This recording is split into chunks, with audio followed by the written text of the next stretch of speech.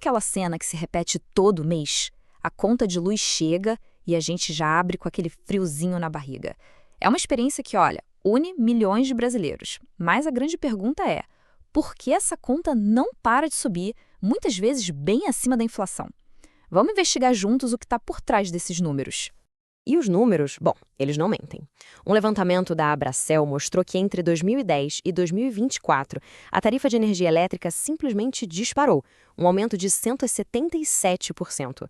Só para a gente ter uma ideia do que isso significa, esse valor é 45% maior do que a inflação oficial do mesmo período. Ou seja, é um peso cada vez maior no orçamento e que precisa de uma boa explicação.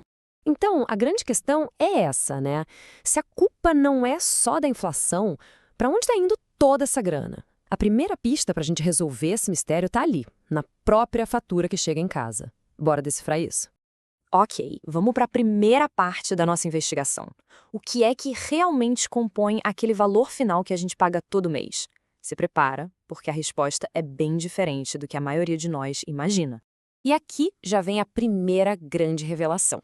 Um estudo feito pela PwC, junto com o Instituto Ascend Brasil, mostrou que, em 2023, quase metade da conta de luz não foi para pagar a energia que a gente consumiu.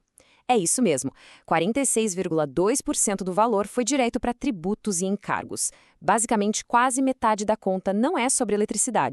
E essa fatia enorme se divide assim, ó.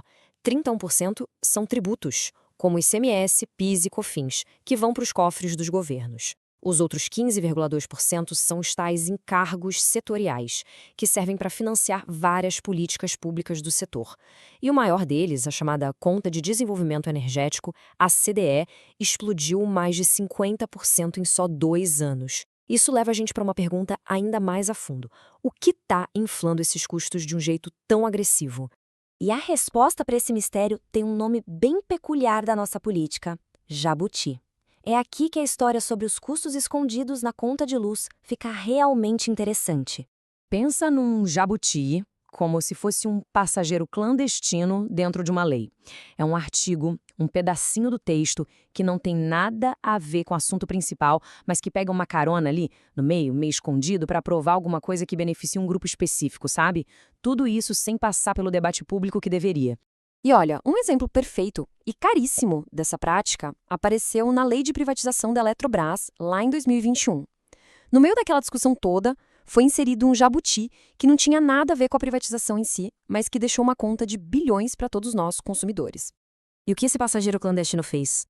Ele basicamente obrigou a contratação de um volume gigantesco de energia vindo de novas usinas termoelétricas a gás. E o pior, determinou que elas fossem construídas em lugares específicos que muitas vezes nem tinham a infraestrutura de gás necessária e com a garantia de que iam operar a maior parte do tempo. Ou seja, criar uma reserva de mercado para uma energia cara, mesmo tendo outras fontes muito mais baratas disponíveis. E adivinha quem paga por essa ineficiência toda? Pois é, a gente na conta de luz. Agora, vamos ao ponto que mais dói, o custo real dessa ineficiência. O que essa decisão política, escondida numa lei, significa na prática para o nosso bolso? Os números são, para dizer o mínimo, chocantes. Olha só a diferença de preço, é brutal. A energia dessas termoelétricas que vieram no Jabuti custou, em média, R$ 440 por megawatt-hora. Agora compara isso com a energia solar, que custou R$ 176, ou a eólica, a R$ 171. Energias que venceram leilões porque eram as mais baratas. A gente está falando de pagar mais do que o dobro por uma energia que o sistema nos obrigou a comprar. E a consequência direta disso no nosso dia a dia? Uma estimativa do IDEC aponta que, se todas essas usinas previstas no Jabuti forem de fato contratadas, a conta de luz pode subir mais de 12%. Para qualquer família, um aumento desses no orçamento mensal é um impacto gigantesco. E o custo, infelizmente, vai muito além do financeiro. A operação dessas usinas pode aumentar as emissões de gases de efeito estufa do nosso setor elétrico em quase 40%. E tem mais. Uma única usina dessas pode consumir por dia a mesma quantidade de água que uma cidade com mais de 150 mil habitantes. O custo ambiental e social é simplesmente imenso. Mas o mais importante aqui é entender que esse jabuti do gás não foi um caso isolado. Ele é o sintoma de um problema muito maior, um problema sistêmico, que escancara os verdadeiros interesses em jogo no setor elétrico e que mostra que eles nem sempre são os do consumidor. Essa citação do Instituto Acende Brasil resume a situação com uma clareza impressionante.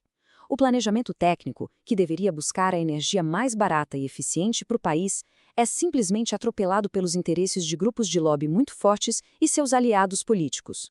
No fundo, o sistema poderia seguir dois caminhos bem diferentes. De um lado, a gente tem os leilões competitivos, onde várias fontes de energia disputam e a mais barata vence.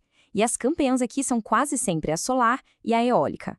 Do outro lado, a gente tem o modelo Jabuti, onde uma opção cara é imposta por lei sem competição nenhuma. É a diferença entre um mercado que beneficia todo mundo e uma reserva de mercado paga por todos nós.